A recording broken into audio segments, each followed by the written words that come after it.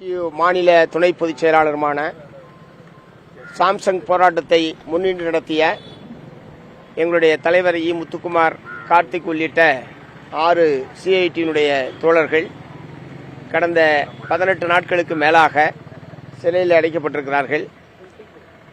வேலை நீக்கம் செய்யப்பட்ட தொழிலாளிகளுக்கு வேலை வழங்க வேண்டும் என்கிற கோரிக்கையை வற்புறுத்தி கடந்த மாதம் 27ஆம் தேதி HS எலக்ட்ரானிக்ஸ் என்கிற கம்பெனிக்கு முன்பாக போராட்டம் நடத்திய கூட்டத்திற்காக இந்த கைது என்பது நடைபெற்றிருக்கிறது. கைது பண்ணுறது, சிறையில் வைக்கிறதுலாம் பிரச்சனை இல்லை.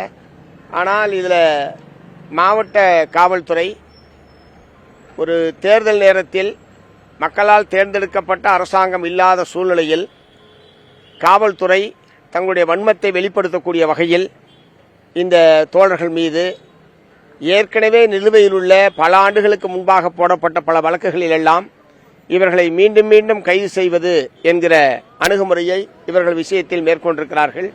இது வன்மையான கண்டனத்துக்குரியது. அவ்வப்போது வழக்கு போடுறீங்கன்னா அப்பப்போ கைது பண்ணுங்க, ரிமாண்ட் பண்ணுங்க, ரிலீஸ் பண்ணுங்க, ஏதோ ஒன்று பண்ணுங்க.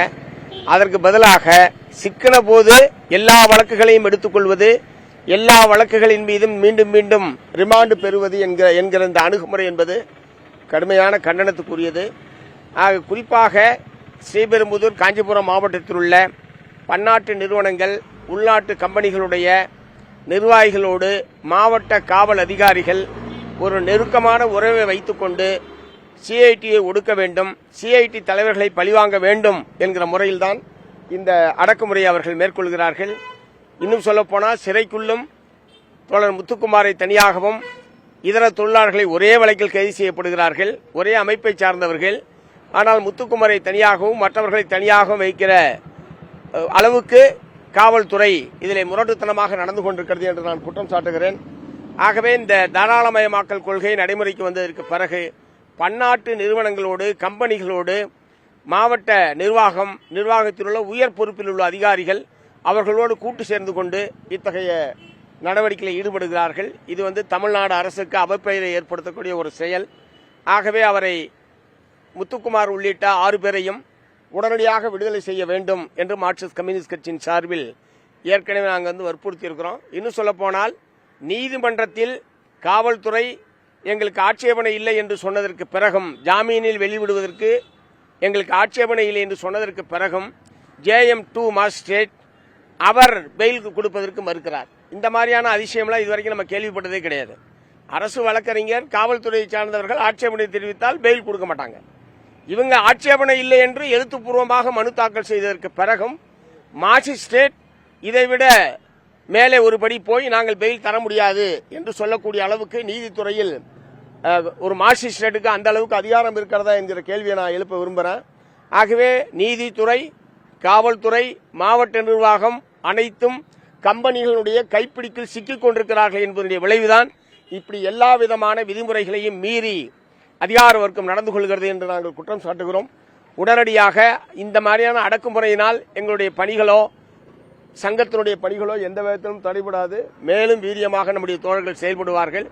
உடனடியாக நிபந்தனை இல்லாமல் இவர்கள் அனைவரையும் விடுதலை செய்ய வேண்டும் என்று வற்புறுத்தி கேட்டுக்க விரும்புகிறேன்.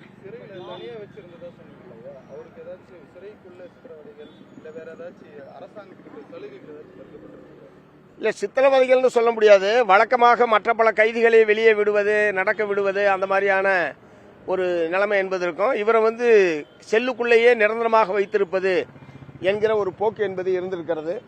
அப்புறம் உயர் காவல்துறை அதிகாரிகளை பேசினதுக்கு பிறகு இந்த 6 பேரோடு சேர்த்து சில நாட்களுக்கு பிறகு இந்த 6 பேரோடு சேர்த்து வைக்கக்கூடிய ஒரு நிலைமை என்பது ஏற்பட்டது. இது ஒரு சாதாரண குற்றப்பிரிவுகளில் உள்ள வழக்கு. போராட்டம் அனுமதி இல்லாமல் போராடுகிறார்கள் என்கிற ஒரு சாதாரண குற்றப்பிரிவுகளில் போடப்பட்ட வழக்குக்கே இவ்வளவு தூரத்துக்கு முரட்டுத்தனமாக நடந்து கொள்ள வேண்டிய அவசியமே இல்லை. இது போன்ற பல ஆயிரக்கணக்கான வழக்குகள் எங்களுடைய தோழர்கள் மீது இருக்கிறது. ஏராளமான போராட்டங்களை நாங்கள் நடத்தத்தான் செய்கிறோம். இது திட்டமிட்டு முத்துக்குமாரை ஏதாவது ஒரு வகையில் பழிவாங்க வேண்டும், சிஐடிக்கு ஒரு பாடம் புகட்ட வேண்டும் என்று மாவட்ட நிர்வாகம் முடிவு செய்து நடந்திருப்பதாகத்தான் நாங்கள் கருதுகிறோம்.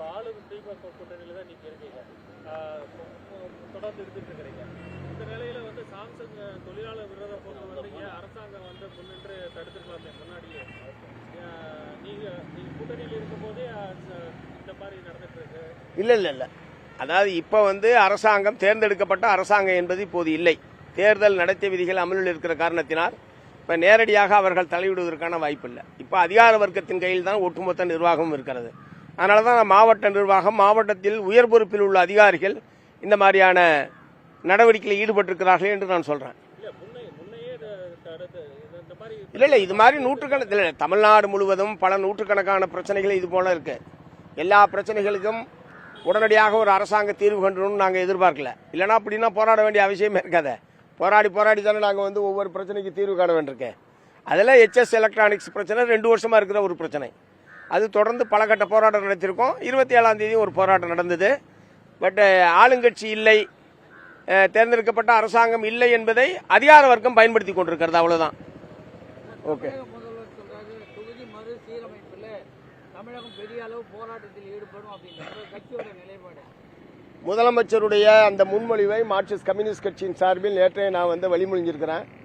ஏன்னா தமிழ்நாட்டினுடைய உரிமையை பாதுகாப்பதில் திராவிட முன்னேற்ற கழகத்தின் தலைமையிலான மதச்சார்பற்ற முற்போக்கு கூட்டணி தொடர்ச்சியாக உறுதியாக நின்றிருக்கிறது. கடந்த காலத்திலும் ஒன்றிய பிஜேபி அரசாங்கம் தமிழ்நாட்டுக்கு பாதகத்தை ஏற்படுத்தக்கூடிய வகையில் நடவடிக்கைகள் எடுத்த போதும், தமிழ்நாட்டுக்கு உரிய திட்டங்களை மறுத்த போதும், அல்லது நிதி ஒதுக்கீட்டில் பாரபட்சமாக நடந்து கொண்ட போதும் வலுவான போராட்டத்தை தமிழ்நாட்டில் நாங்கள் நடத்தியிருக்கிறோம். அதனுடைய ஒரு தொடர்ச்சி தான் இந்த தொகுதி மறுசீரமைப்பு என்கிற பெயரில் தமிழ்நாட்டுக்கு உரிய சதவீதத்தில் தொகுதி எண்ணிக்கை என்பது கிடைக்காது என்பதுதான் இப்போது அவர்கள் வெளியிட்டிருக்கக்கூடிய விவரங்களிலிருந்து தெரிய வருகிறது. ஆகவே இதர மாநிலங்களுக்கு உரிய சதவீதம் என்னவோ அதே அடிப்படையில் தமிழ்நாட்டுக்கும் அந்த சதவீதத்தில் தொகுதி மறுவரை என்பது செய்யப்பட வேண்டும். அதை குறைப்பதை ஒருபோதும் அனுமதிக்க முடியாது என்கிற முறையில் தான் மாண்புமிகு முதலமைச்சர் அவர்கள் சொல்லியிருக்கிறார்கள். அதை நாங்கள் வரவேற்கிறோம். பிரதமரை மிரட்டும் வகையில் ஒரு வீடியோ வெளியிட்டிருக்கிறேன், அவரே பகிரங்கமா சொல்றாரு. அது எந்த வகையில் நியாயம்? இல்ல தொடர்ந்து ஒரு அரசாங்கம் ஒரு மாநில அரசாங்கத்தை, ஒரு மாநிலத்தை மட்டும் பழிவாங்கக்கூடிய வகையில் செயல்பட்டால் யாருக்குமே கோபம் வரதான் செய்யும்.